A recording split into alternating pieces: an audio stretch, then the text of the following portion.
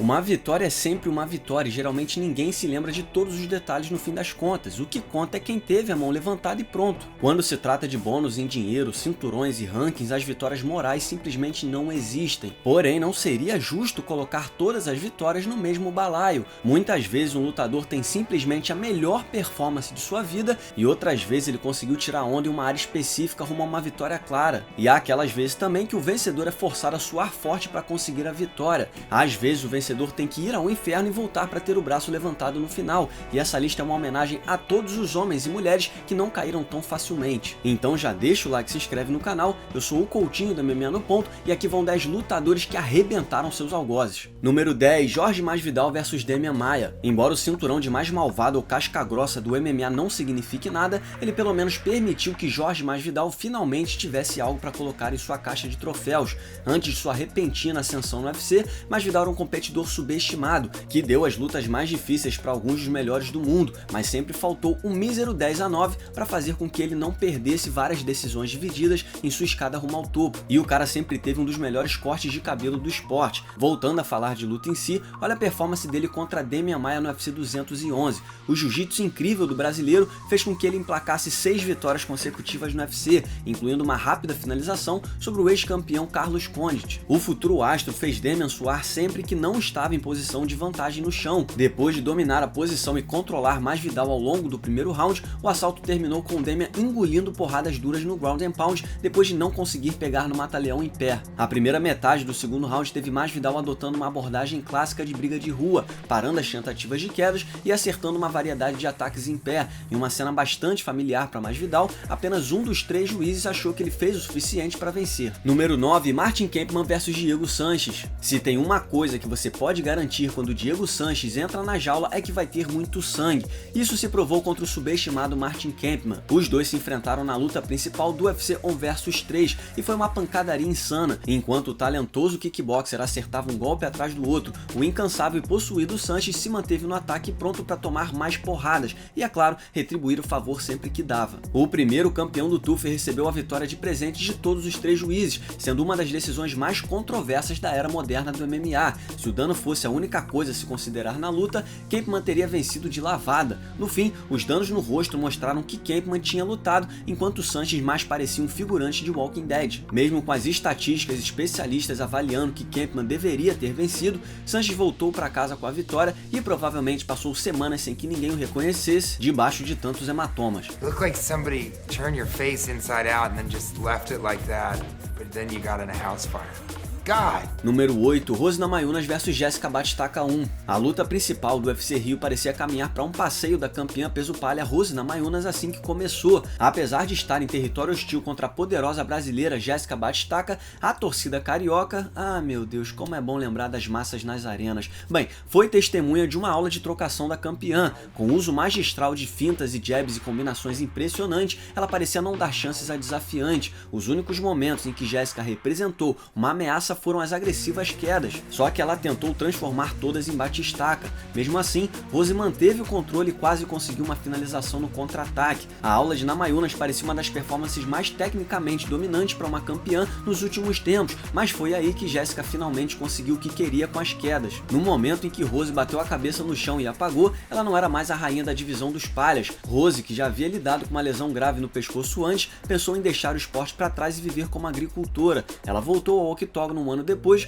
vingando a derrota para Jessica por decisão dividida em Abu Dhabi. Número 7, Gray Maynard vs Frankie Edgar 3. A luta principal do UFC 125 entre Frankie Edgar e Gray Maynard foi uma das melhores da história do MMA. Uma guerra insana e cheia de reviravoltas teve o campeão dos leves indo até o limite e voltando para garantir o cinturão com um embate inesquecível. E com o resultado desses, fazia todo sentido marcar a trilogia. O palco estava montado para o UFC 136, embora as expectativas fossem obviamente bem altas, ninguém esperava ver algo tão incrível quanto a última luta dele, certo? Bem, em uma cópia quase perfeita do início complicado de Edgar, Maynard foi com tudo pra cima do campeão. Com Edgar se debatendo e caindo no octógono, parecia questão de tempo antes que o desafiante, maior e mais forte, colocasse um ponto final nessa rivalidade de uma vez por todas. Com o nariz quebrado e ensanguentado, Edgar encontrou uma maneira de perseverar mais uma vez. Mas Edgar não apenas sobreviveria para vencer por pontos. Depois de uma saraivada de socos na cara, o árbitro decidiu salvar a pele de Maynard e decretar Edgar como campeão dos leves por nocaute. Maynard bateu muito no campeão 2 vezes seguida, mas não conseguiu conquistar o título. Número 6, Douglas Lima vs Rory MacDonald e Gegard Mousasi. É impossível minimizar o perigo que é ficar dentro de uma jaula contra Douglas Lima.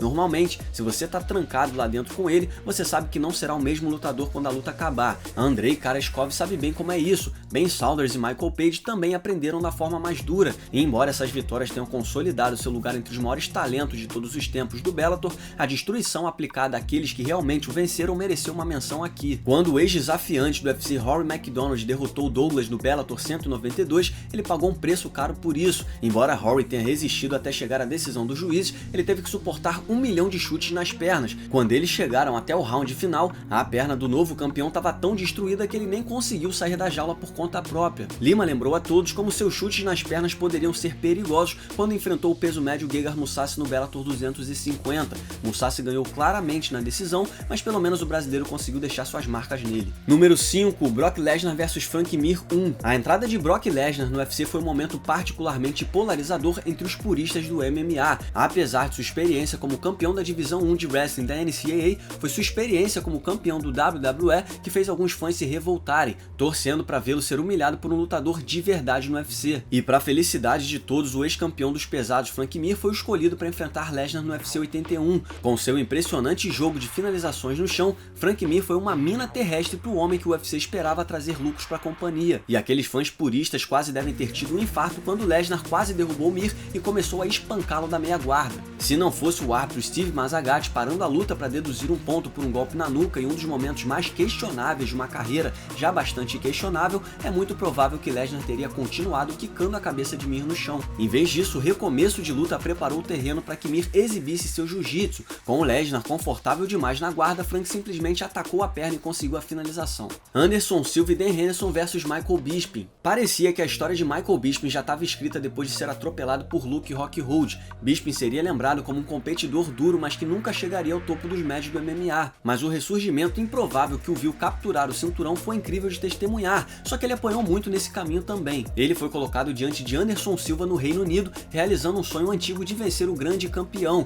Anderson deixou a lataria de Bisping muito danificada, com uma de suas melhores performances após a perda do cinturão, inclusive acertando uma joelhada voadora que pareceu ter nocauteado o Bisping no final do 4º round. E Spider chegou a comemorar em cima da grade pensando que tinha vencido. Depois de vingar a derrota de Rockhold e ganhar o título em sua próxima luta, Bisping vingaria outra derrota difícil em sua primeira defesa, contra Dan Henderson. Bisping controlava bem a luta, mas Henderson mais uma vez acertou sua famosa bomba de direita e quase matou os fãs ingleses do coração. E assim como foi contra Anderson Silva, Bisping comemorou a vitória com a cara toda amarrotada. Número 3, Anderson Silva vs Yushin Okami 1. Um fã casual pode ter ficado mais intrigado com a luta principal do primeiro UFC Rio entre Anderson Silva e Yushin Okami do que maníacos bem informados que assistem a esse vídeo. Grande parte da promoção da luta destacou o fato de que Anderson só havia sido derrotado uma vez nos últimos 7 anos, uma derrota para o japonês Okami. Mas o que essa narrativa simples deixa de mencionar é como essa derrota aconteceu. Quando os dois ficaram frente a frente no famoso torneio Rumble on the Rock, Anderson parecia colocar em prática mais uma performance daquelas. O Spider arrebentou Okami em pé e defendeu muito bem o bom wrestling do japonês. Mais uma vez no chão, tudo foi por água abaixo quando Anderson usou um chute na cara para nocautear Okami. O problema era que a pedalada era ilegal, já que Okami estava ajoelhado. Com o japonês impossibilitado de continuar, Anderson foi desclassificado. Pior que isso, só a vitória de Matt Hamill sobre John Jones. Só que anos depois, Anderson Silva brilhou novamente contra Okami, dessa vez nocauteando com golpes legais. Número 2, Rob Lawler vs Ben Askren. Depois de muitos anos de espera, o ex-campeão dos meio-médios do Bellator e do One Championship, Ben Askren estava pronto para finalmente fazer sua estreia no octógono no UFC 235. E mesmo que ele desafiasse quase todos no topo da divisão, ele foi colocado para enfrentar a única pessoa que ele não havia xingado, o violento Rob Lawler. E bastaram apenas 15 segundos para Lawler atropelar Askren depois de uma tentativa de queda fracassada do lutador, que usou seu cabelo cacheado para amortecer a queda. Lawler foi impiedoso, descarregando uma enxurrada de bombas que deixaram o árbitro Herbie Dean ao milésimo de segundo de parar a luta. Askren sobreviveu sabe-se lá como e continuou o mesmo plano de jogo de sempre. E aí Lawler foi pego em um estrangulamento e deixou cair o braço, o que fez Herbie Dean pensar que ele estava apagado, gerando uma das interrupções mais polêmicas polêmicas da história do esporte, e embora os pedidos de revanche fossem completamente justificados, Askren não aceitou, ostentando o rosto inchado na coletiva de imprensa pós-luta. Askren já estava mirando outros meio-médios do UFC. Número 1, Johnny Hendricks vs Georges St-Pierre. Georges St-Pierre parecia quase invencível depois de vingar sua derrota para Matt Serra. Com 8 defesas de título bem sucedidas nos meio-médios, o único desafio que parecia lhe faltar era a super luta com Anderson Silva, que nunca saía do papel. Mas foi aí que surgiu Johnny Hendricks, bicampeão de wrestling da NCAA e um poder de nocaute assustador. Hendricks parecia ter os ingredientes necessários para conseguir o impossível, e ele tentou tudo o que pôde no UFC 167, quando finalmente desafiou o GSP. Enquanto ele não tivesse o melhor wrestling do mundo, seria o suficiente para evitar as quedas de GSP e forçar o campeão a trocar em pé com ele, engolindo seus poderosos socos. O desafiante conseguiu balançar St-Pierre, anotar umas quedas e fazê-lo passar pelo inferno em 25 minutos de batalha. Quando a luta chegou ao fim, havia um sentimento geral de que um dos maiores lutadores de todos os tempos havia sido destronado. Todos os membros da imprensa marcaram a luta a favor de Hendricks, mas apenas um dos juízes concordou. Um GSP exausto e abatido decidiu rejeitar a óbvia revanche imediata e tirar 4 anos sabáticos do MMA. E aqui vai um salve para Anthony Walker, que escreveu essa lista. Você pode seguir o Anthony no Twitter através do @AntiWalkerMMA. E um salve também para Max Randall, que editou esse vídeo. Você pode seguir o Max no Twitter através do Max_Randall. Muito obrigado por assistir, não se esqueça de deixar o like e se inscrever no canal. Nós teremos vídeos semanais por aqui. Deixe também o seu comentário sobre o vídeo logo abaixo e siga-nos nas redes sociais. Muito obrigado mais uma vez e até o próximo vídeo.